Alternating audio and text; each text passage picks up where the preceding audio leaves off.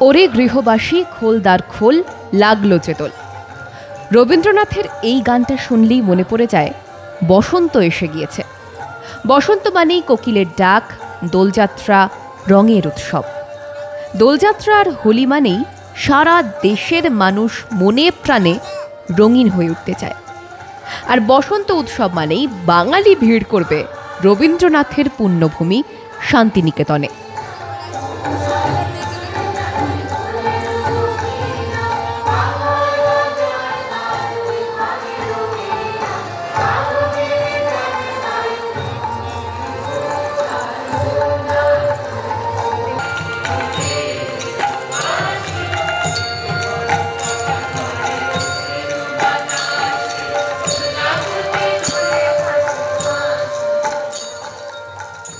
রবীন্দ্রনাথ ঠাকুরের সময়কাল থেকেই শান্তিনিকেতনে বসন্ত উৎসব হয়ে আসছে। শান্তিনিকেতন বিশ্ববিদ্যালয়ের প্রাঙ্গণে দোলযাত্রা পালন হয়। নাচ, গান এবং আবৃত্তি করে সাংস্কৃতিক অনুষ্ঠান হয়। দোলের দিন সন্ধ্যায় গৌড় প্রাঙ্গণে রবীন্দ্রনাথের লেখা একাধিক নাটক অভিনীত হয়। ক্রমে ক্রমে সেই উৎসব এখন সার্বজনীন হয়ে উঠেছে। বিশ্বভারতীর উৎসব এখন বঙ্গের অন্যতম প্রধান উৎসব। দোলের দিন আশেপাশের জেলা থেকে যেমন ব্যাপক পরিমাণে পর্যটকদের সমাবেশ ঘটে, তেমনি দেশ বিদেশের আরও বহু মানুষ অংশগ্রহণ করেন সেখানে। কিন্তু সম্প্রতি কয়েক বছর ধরে উৎসবের শালীনতার মাত্রা ছাপিয়ে যাওয়ায় প্রশাসন বসন্ত উৎসব বন্ধ করে দিয়েছে। বহিরাগতদের তাণ্ডব, অশ্লীলতা এবং মাদক ব্যবহার প্রসঙ্গে রাজ্যের শাসক দল প্রশ্নের মুখে।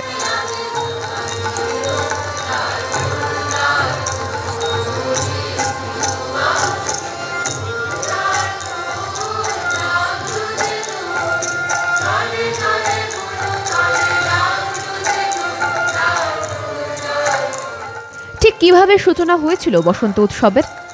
রবীন্দ্রনাথের বালক পুত্র সোমীন্দ্রনাথ 1907 সালে খেলার ছলে যে ঋতু উৎসবের সূচনা করেছিলেন, পাঁজি পুঁথির হিসেব কষলে দেখা যায় তা অন্তত দোলের দিন অনুষ্ঠিত হয়নি।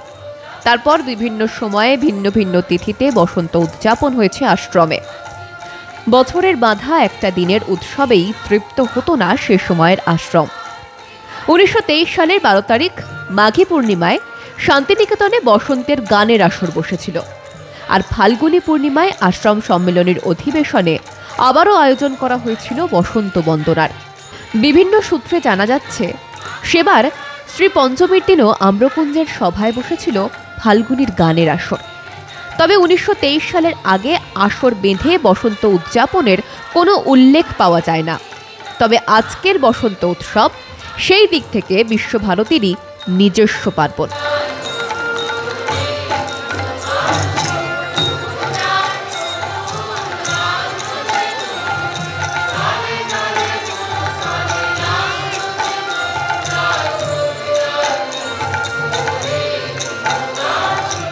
আবার বিশ্বভারতীর প্রাক্তন ছাত্র প্রমথনাথ ঋষির পুরনো সেই দিনের কথা স্মৃতি আলেখ্যে উল্লেখ আছে, উৎসবরাজ দীনু ঠাকুরের নেতৃত্বে খোল, করতাল সহযোগে বসন্তের গান গাইতে গাইতে আশ্রম পরিক্রমা চলত। আশ্রমিকদের বাড়িতে বাড়িতে তখন আম্রপল্লবের পত্র লেখায় পৌঁছে যেত বসন্তের আমন্ত্রণ লিপি। এই আমন্ত্রণ প্রকরণের মধ্যেও ছিল একটা স্নিগ্ধ আন্তরিকতার স্পর্শ। তবে 1982 সালে তৎকালীন উপাচার্য অম্লান দত্ত বসন্ত উৎসব স্থগিত রাখার সিদ্ধান্ত ঘোষণা করেছিলেন। কেবলমাত্র নিয়ম রক্ষার বসন্ত উৎসব পালিত হয়েছিল শান্তিনিকেতনে। সেইবারও রং মাখানোর অশ্লীল অভিযোগে জেরবার হয়েছিল প্রশাসন। বিশ্বভারতীর আশ্রমিক শান্তিদেব ঘোষ এক সাক্ষাৎকারে বলেছেন, 1931 সালের এক আসরে বসন্তের গানের সঙ্গে স্বতঃস্ফূর্ত নেচে ওঠেন তিনি। সঙ্গে ছিলেন কলাভবনের ছাত্র বনবিহারী ঘোষ। তাঁদের সেই নাচের সুখ্যাতি গিয়ে পৌঁছয় রবীন্দ্রনাথের কানে। এর কয়েক বছর পর থেকেই আম্রকুঞ্জের সকালের অনুষ্ঠানে প্রত্যক্ষ অংশগ্রহণ শুরু হয় আশ্রম গুরু রবীন্দ্রনাথের। আর সেই সময় থেকেই শান্তিদেব ঘোষের বয়ান অনুযায়ী শান্তিনিকেতনের দোলের উৎসবের নতুন মাত্রা পেয়ে ওঠে বসন্ত উৎসব। দোলের উৎসবকে নান্দনিক করে গড়ে তোলার প্রয়োজন উপলব্ধি করেছিলেন রবীন্দ্রনাথ স্বয়ং। তিনি একটা শৃঙ্খলার মধ্যে বেঁধে বসন্ত উৎসব নামে একটা বিধিবদ্ধ উৎসবের রূপ দেন।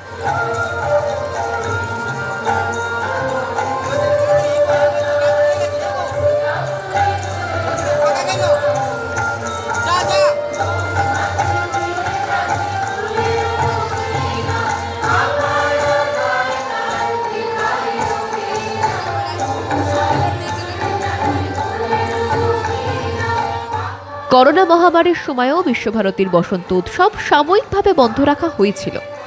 শেষবার বসন্ত উৎসব হয়েছিল 2019 সালে। একইভাবে আভ্যন্তরীণ নিরাপত্তা এবং বসন্ত উৎসবে বহিরাগত দুষ্কৃতীদের তাণ্ডবের কারণে প্রাক্তন উপাচার্য বিদ্যুৎ চক্রবর্তী বন্ধ করে দিয়েছিলেন এই উৎসব। তবে আশ্রমিক প্রথা অনুযায়ী উপাসনা গৃহের মূল অনুষ্ঠান বন্ধ হয়নি।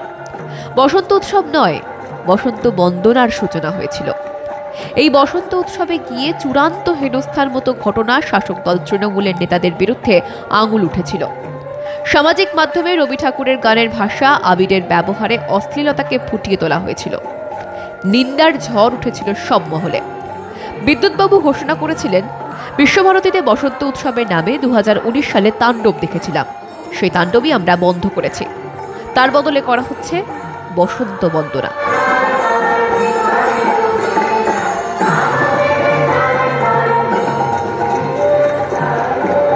ব্যুরো রিপোর্ট, মাধ্যম।